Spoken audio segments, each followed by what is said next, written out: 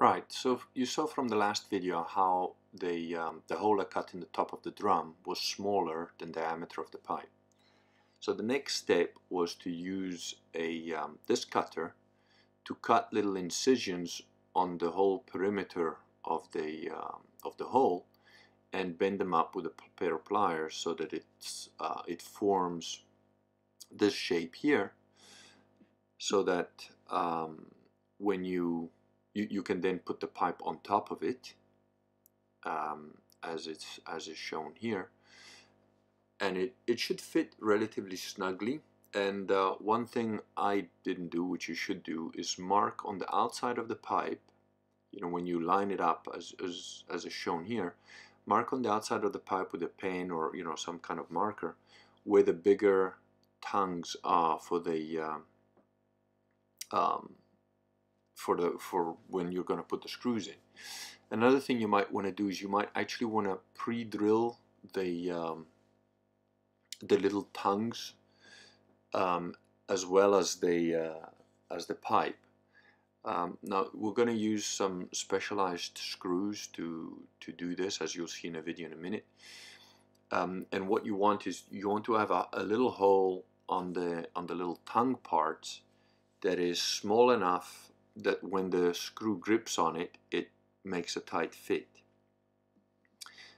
You can see in this picture here the type of screws. They're like self-tapping steel screws, and what happens is it doesn't really matter if the hole in the actual pipe is a little bit big. In other words, if the screw fits through the hole in the pipe without gripping anything, that's not a big deal, but it should grip the little tongue. So that what happens is when you drill the screw in, it pulls the little tongue tight against the pipe, and that essentially will make a pretty decent seal.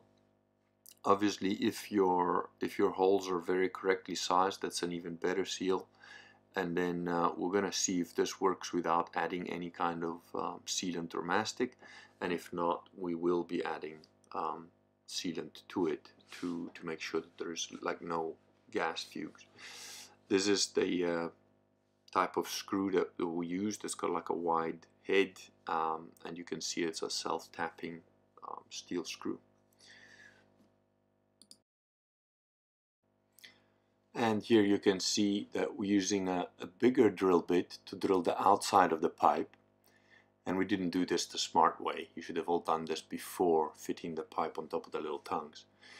And then we changed the drill bit to a smaller diameter one that's just to drill through the little tongues that are on the inside of the pipe.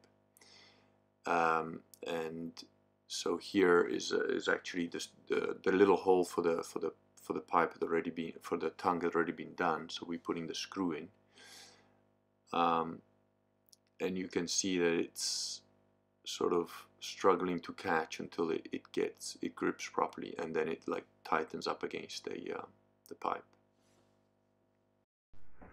One important point to remember is that this tube, which consider this is upside down at the moment. This drum is going to be the storage of the wood.